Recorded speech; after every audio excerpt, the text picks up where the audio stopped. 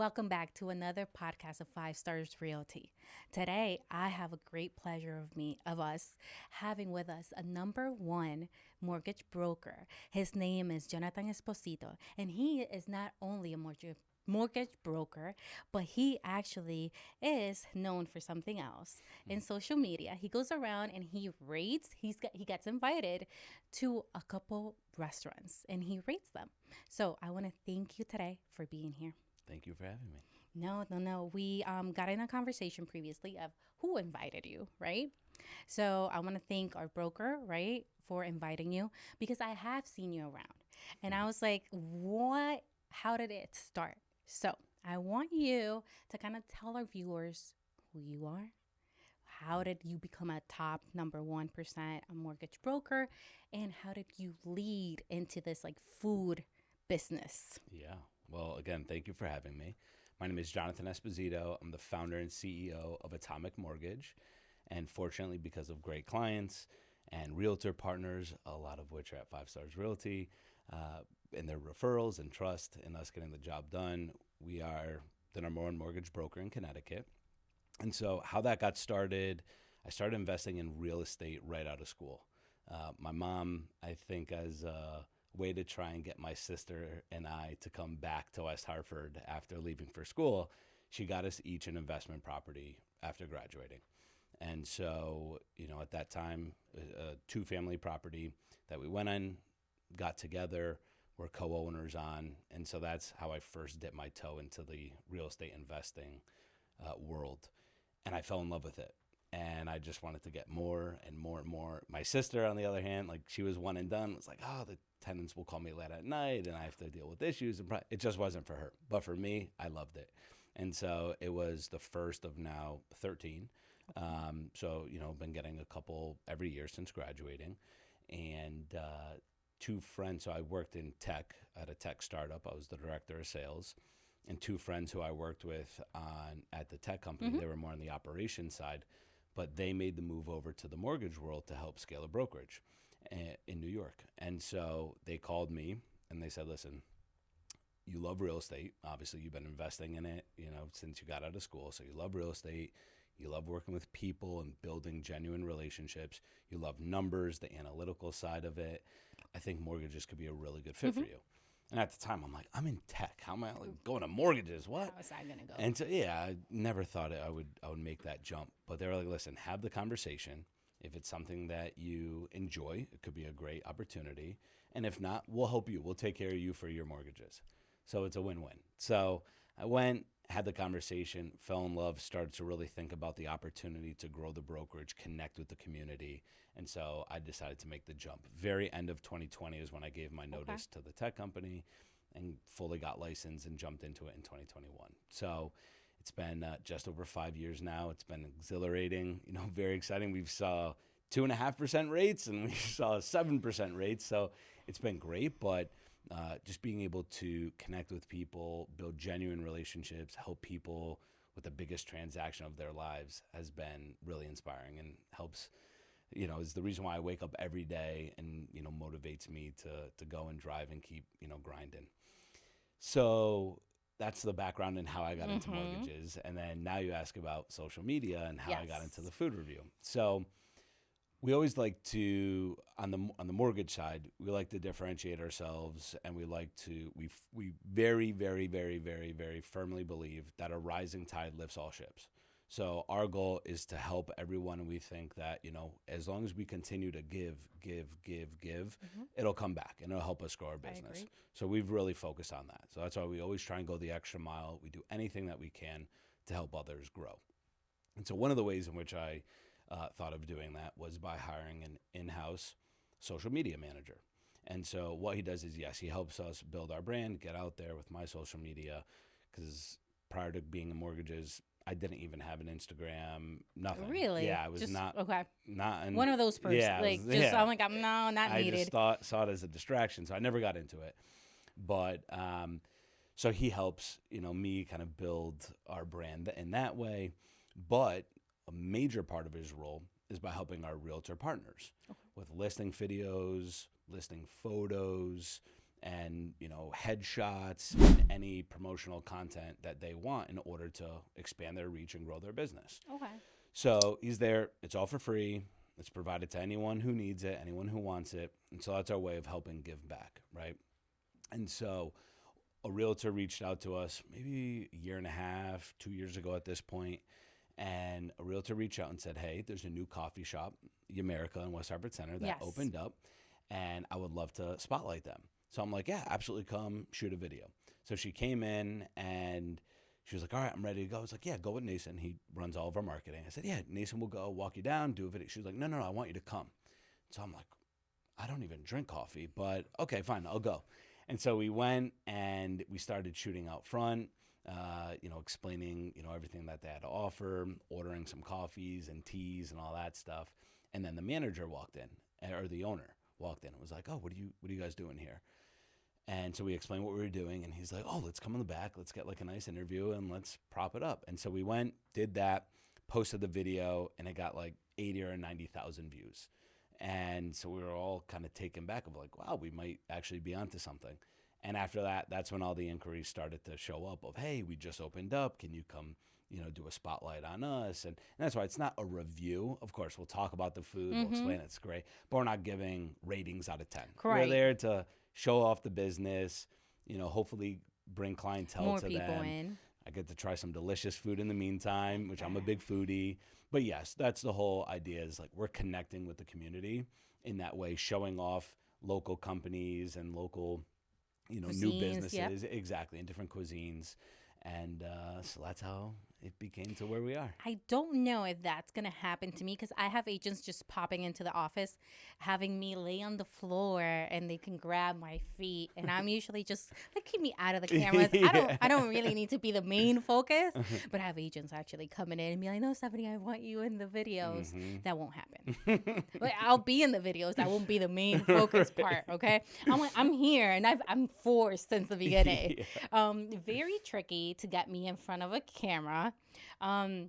Now I'm a lot like used to it, and I can completely throw, but I'm more of like, leave me at my desk. Let me like analytical that side. Well, you're driving the operations of a very big, successful company. Correct. Everyone has their preferences and their specialties, not yours.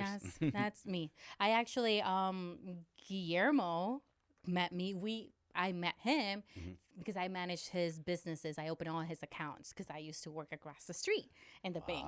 Yep. And then he was like, oh, no, like he started. And that's how kind of like I ended up That's great. over here. Love that. But Love that. again, I come from that banking side and that business banking. Yeah. So that's my forte. Like, that's what I like. But it's good when people always kind of like expand and get themselves out of their comfort zone. Absolutely. So if somebody had never met you before, right? What would you describe yourself? What do you say? I would say I'm definitely not the smartest person in the room at any given time, but I'm the hardest working. That's one thing that I'll vouch myself for and always say is I will shoot very, very, very high and do anything humanly possible to achieve that goal. Okay. And whether it takes, the first company out of school that I worked for, when I was working in New York at the tech company, I literally slept in the office. Like, there was a small couch in the supply closet. I would literally pack a bag, be prepared on Sunday night, get in. That way I'm the first one in the office on Monday, get a quick workout in. They had a gym in the office, so that was nice. And I was working out at the time, pre-dad body. But yeah, oh yeah. But yeah, so I was there literally sleeping in the office.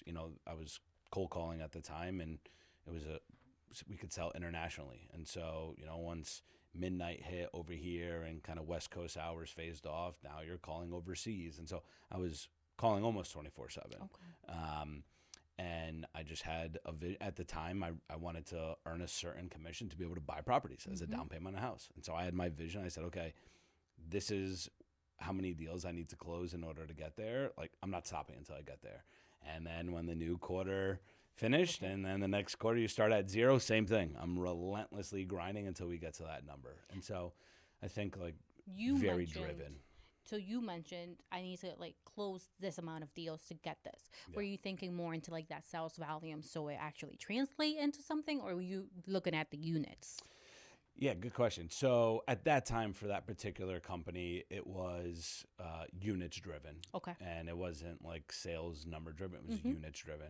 And I think that translates over really well now, actually. So a lot of people on the mortgage side, which honestly, I didn't even know until recently, within the past like 6 to 8 months, that like $100 million on the mortgage side in terms of volume closing per year was a big milestone to achieve.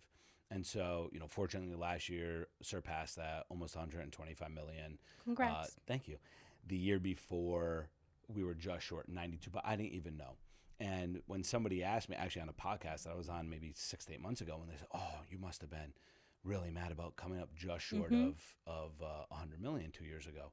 And I was like, "No, I was actually really happy." And they're like, "What do you mean? You're very competitive." I said, "No, well, I had a units goal of 200 and I closed 235. So I was very happy about that, right?" And so I think I am in, yes, obviously, similar to real estate on the mortgage side, you get paid based on the loan amount, right? So the bigger deals, we help anyone and everyone. And I'm still, to this day, very big on units. That's what I tell my team, and that's our goal. It's on units. It's never on volume.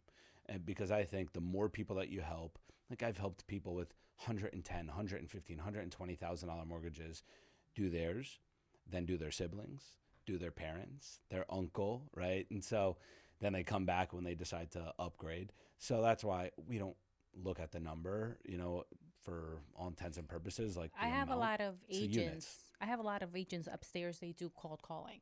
So they're in the office like starting at 7 in the morning until like 12. That's their ring. And then I can call them after 12. They'll pick up. But their oriented is units. Yeah. They don't care about the sales volume. They don't care about anything. And they did tell me, it's like, well, somebody can come in with $1 million. They've only done one. But I did 10 units, 10 customers, correct, 10 clients. Correct. And then that's going to kind of double in referrals. Because if you did 10, 20, 40, and then you keep going up. Exactly right. How important do you then find what you're doing, both sides, right? Your kind of like your videos, food, and the mortgage side. Has it helped any? Yeah, it's actually translated very nicely, fortunately, which at first we weren't even expecting anything from it. We thought it was a great way to connect with the community. We were having fun.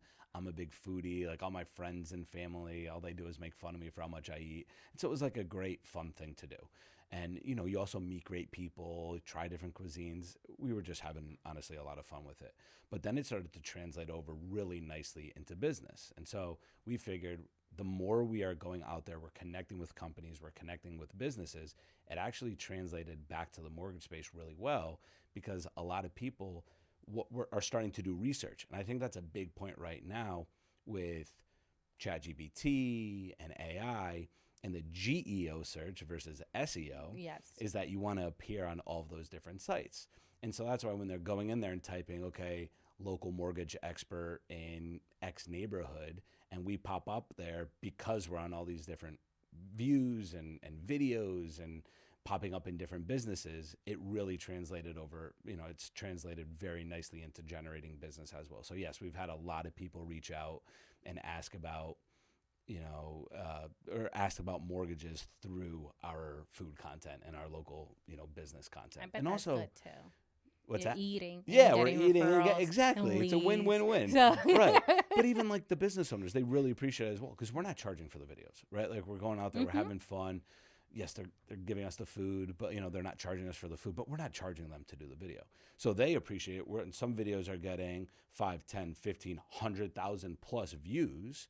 And so they're getting a lot of free publicity and marketing. Like there are people that comment on every one and say, come check, or I'm going to go check out that shop next, right? And there are people who I know, they're like, great, we're going there next.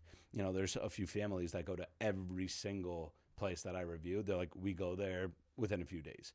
And so for them, it converts over into business and they really appreciate that, right? And I think like that's the important message. And that's what I've learned is, once again, the more you help others, it'll come back and pay tenfold because they understand, hey, somebody's helping us do this video. It's getting 100,000 views. We're getting clients from it.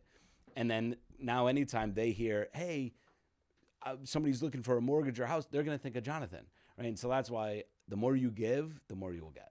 I agree. I have we're in Mass as well, and we have a team in Mass, and they're very well involved in community, in the Worcester community. They do everything, and it says because they're paying to the community, then they're getting back, right? And I'm talking they're like little league coaches, and they do overtime there in the association because they believe very hard that the community will come back, which they're one of the top like agents, that team in Massachusetts.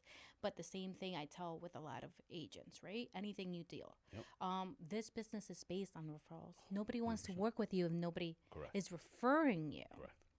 How important from the beginning when you actually started this and everything. Let's take it back then 5 years.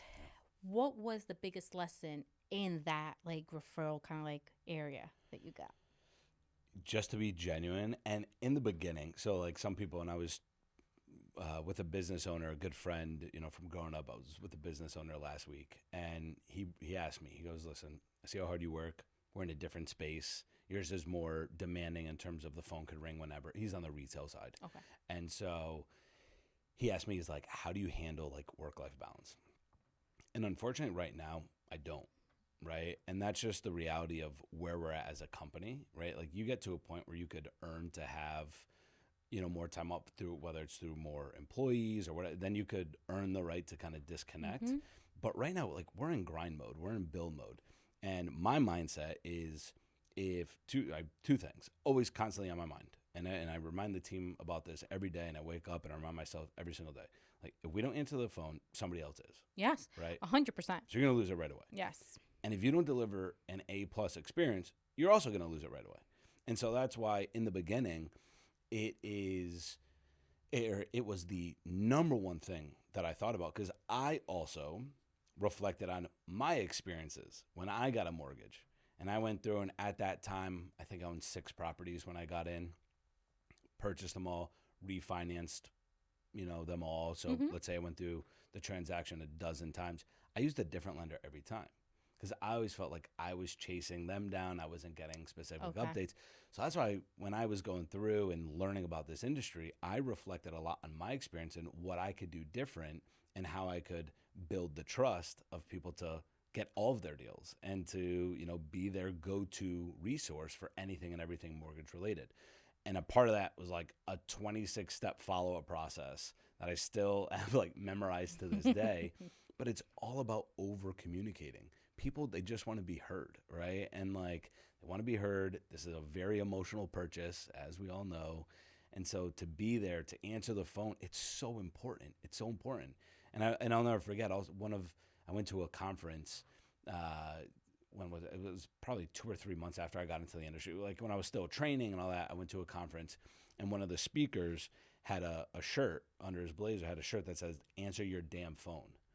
And at first I'm like, why wouldn't you? Of course you have to answer your phone. That's how you're going to get business. Don't. But so many people don't. Yeah. And so like, I didn't realize, it didn't click until several months later that I was like, wow, now I know what he means. And people would always call me like, thanks. I was given a list of names.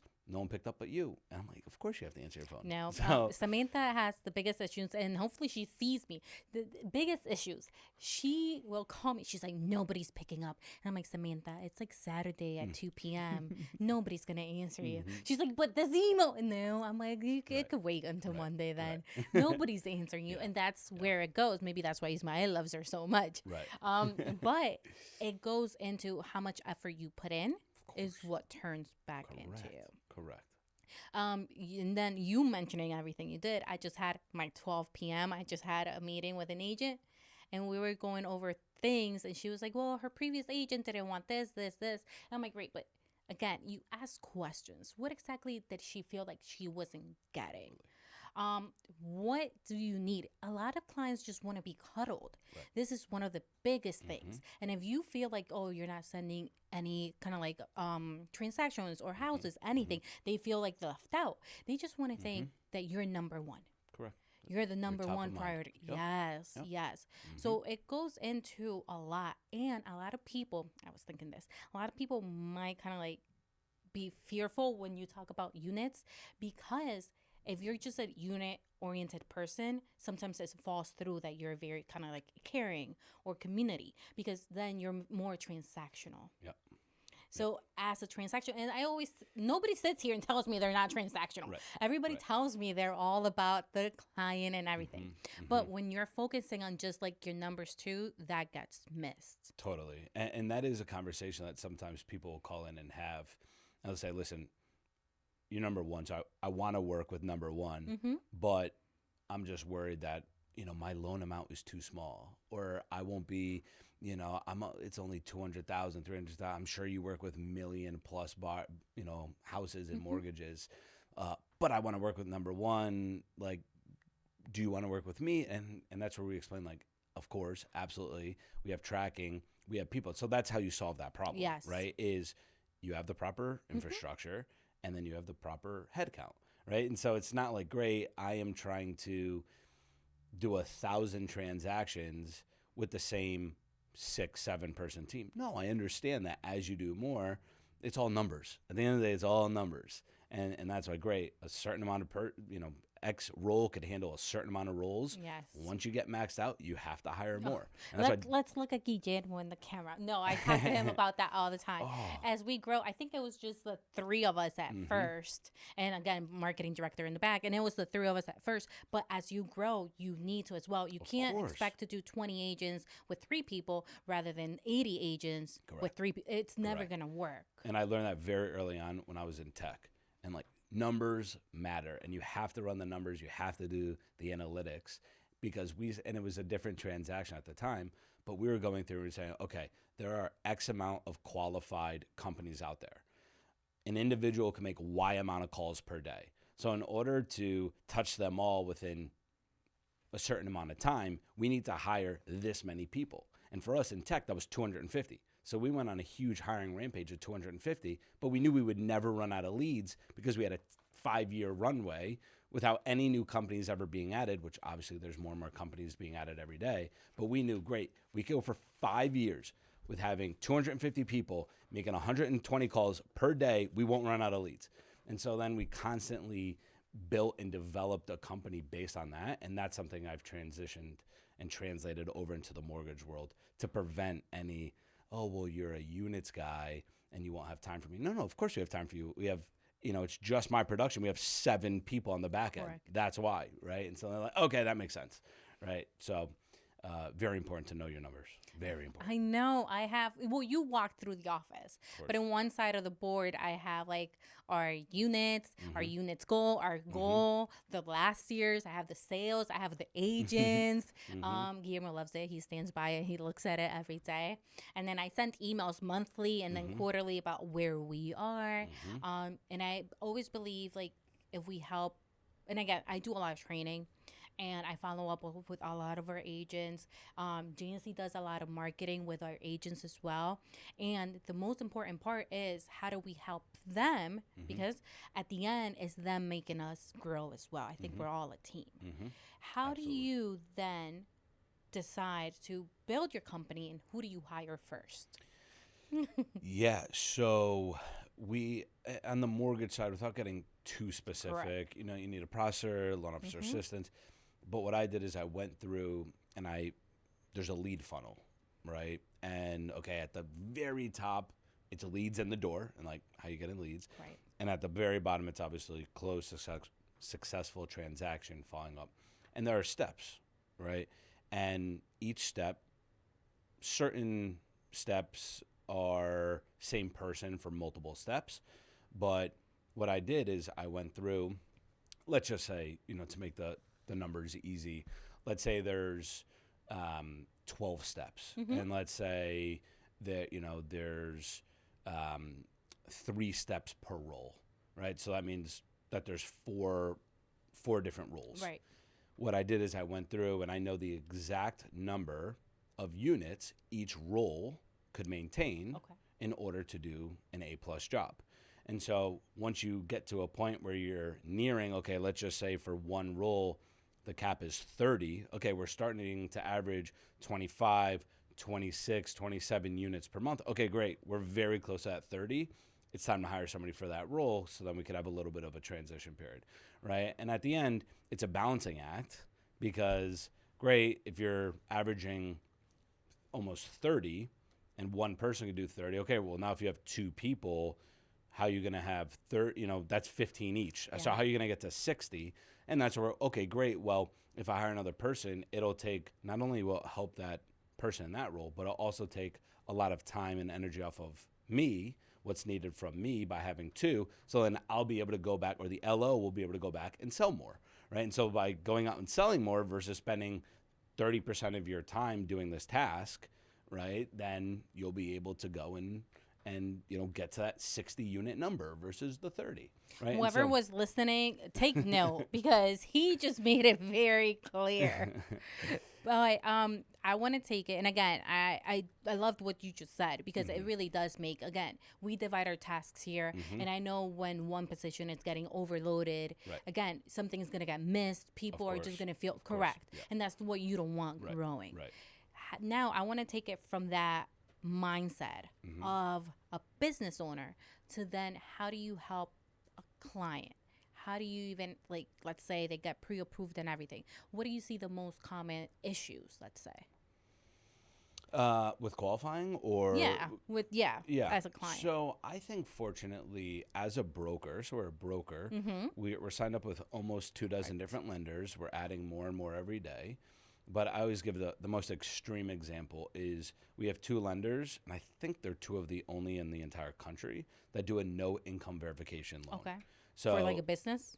No, for a primary residence. Okay. Yep. So that's why a lot of people, it's not a DSCR investment property purchase. It's a primary residence purchase, no income verification. Okay. It's only as long as you have 20% down, and depending on your credit score, either 6 or 12 months of reserves, and that's it. That's all you need, right? And so that is a loan that, as I mentioned, I think only two lenders in the entire country have access to, that no direct lender or no big bank would ever offer, right? But we have access to those and everything in between. Okay. And so that's why what I always say, fortunately, is we have a lot of options, and that's also helped us build our realtor pool and referral network, because they know, great, oh, this person hasn't been at this job for X amount of years. Their bank requires that, and so they're not qualified. Great. I've conditioned a lot of, realtor referral partners to say, whenever you hear a no, just run it by us first, because we might have a solution. We might have a product for it. If we can't do it, almost no one can, probably, because we have so many different lenders that offer so many different programs. And so fortunately, that's really helped us, is just like with the flexibility of being able to offer almost every loan product that's out there all under one roof. It's not like, great, well, now a realtor for a conventional loan has to go here, and for a VA loan has to go there, and for, wonky self-employment income has to go there. No, great. We do it all under one roof. So I think that's really helped us as a broker. That's good to know for me, because I had a question yesterday, an agent. It's like, no, but they do this program. I'm like, no, not with that lender, not with that. Right. And I'm like, you should do it. Like, but which one? And I'm like, I don't know. Yeah. Like at this, because they had so many. Tough. Yeah. Yes. And I have special agents that work with like a lot of like people, Hispanic people and everything that are going through like special programs. Right. And not every lender does that. So that's what we hear, that, oh, no, well, a lot of our staff speak Spanish as well, right? So we can help the entire loan process speaking Spanish. And, but yeah, like, I use them for this program, but now I'm getting a lot of ITIN, program borrowers who need that program. They didn't offer that. Like, great, we offer all of it, right? And so I think that's really helped us expand our footprint and just like be the one-stop shop that works hard regardless of loan program, regardless of what it is. Like, we are going to work as hard as humanly possible. It doesn't matter the loan size, none of that. Like, we're here, we can help with any and all programs, and we'll do the best we can. Okay. So how do you see yourself as, top number one? We're doing food, we're doing videos. Where do you see yourself next? Yeah, good question. Fox News. It's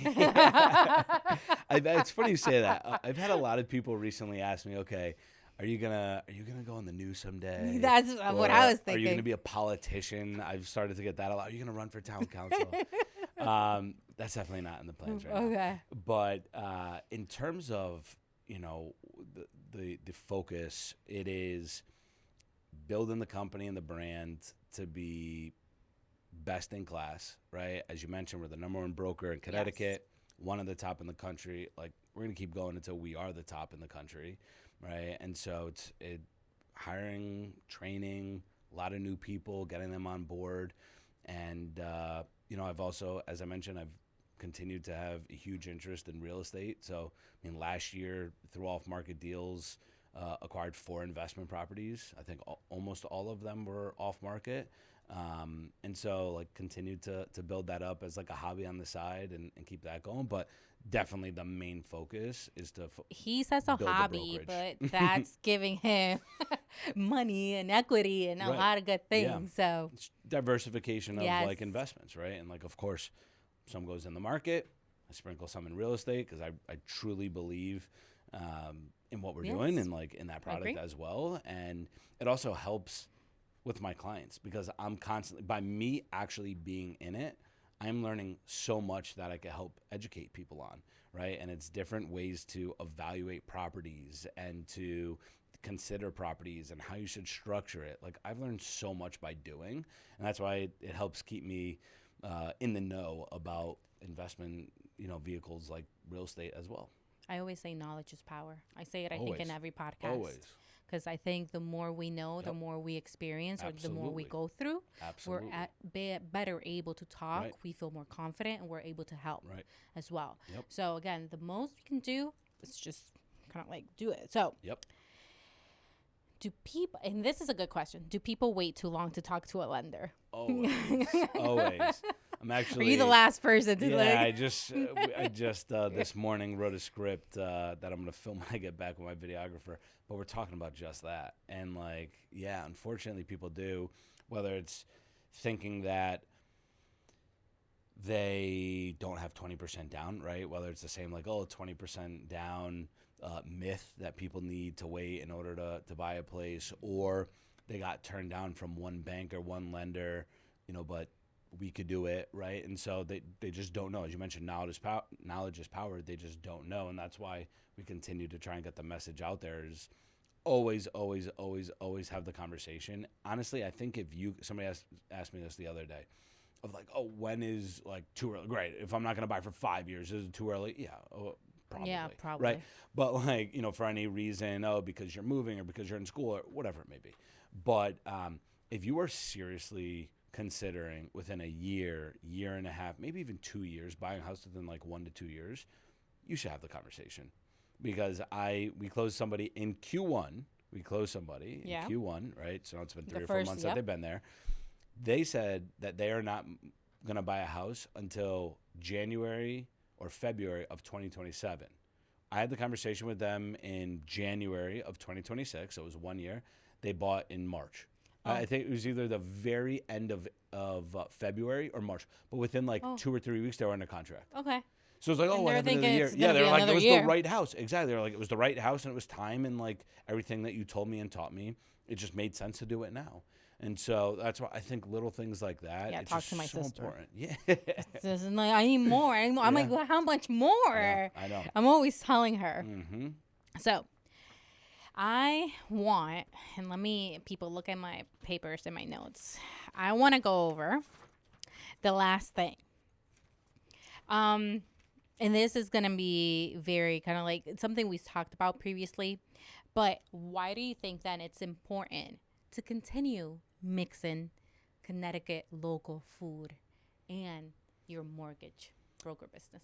Yeah, I think at the end of the day, people want to work with people that they know, like, and trust. And so the more you're out there, and yes, as I mentioned, I didn't even have an Instagram 3-4 years ago, you know, and so me getting on there, I thought it was cringe. I didn't like to hear myself. I always thought my message was too basic.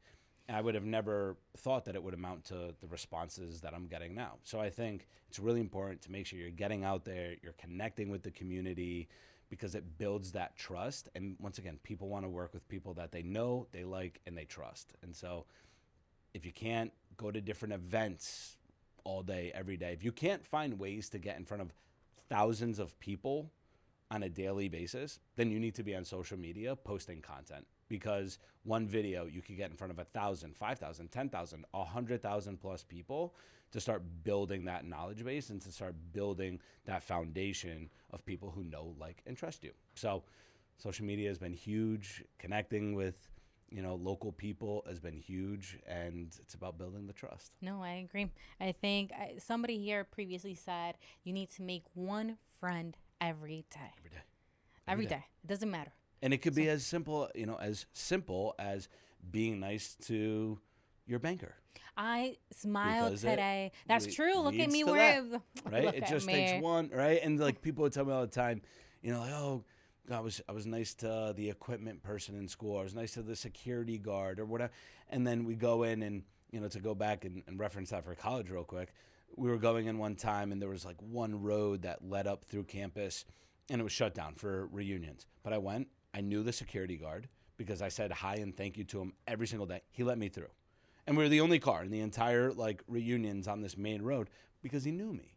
And then, we got extra jersey or sock or shirt, whatever it may be, because I was so nice to the equipment person. So like, you got to be nice to everybody. Yeah. Right? I have somebody, Brian, love Brian, and he is like my septic, anything, and he builds construction. And he sometimes calls me and we're just talking and I'm referring him more people. And he tells me I'm like his lucky charm from like 2025. And he's like, oh, 2026. Thank you. He sends me text messages.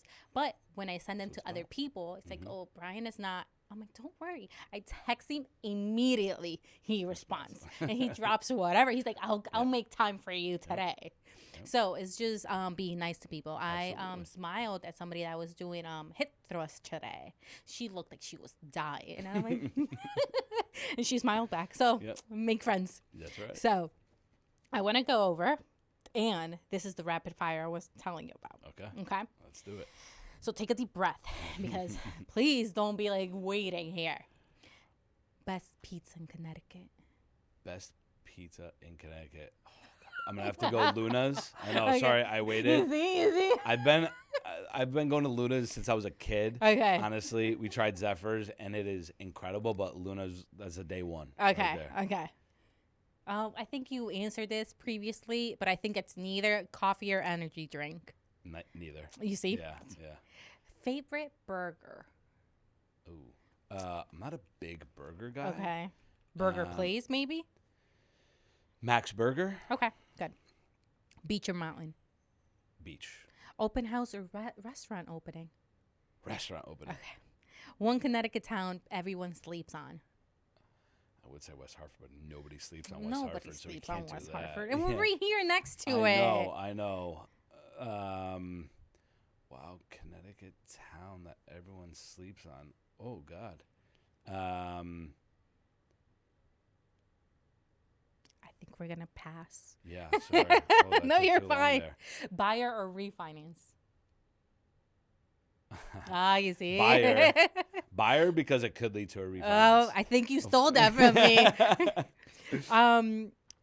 One word your clients use to describe you. I said hard worker before. Okay, yeah. You did. Yeah. It's fine. These are just like catch up questions, like sum up. If somebody followed you around for 1 week, what do you hope they learn from watching how you live and work?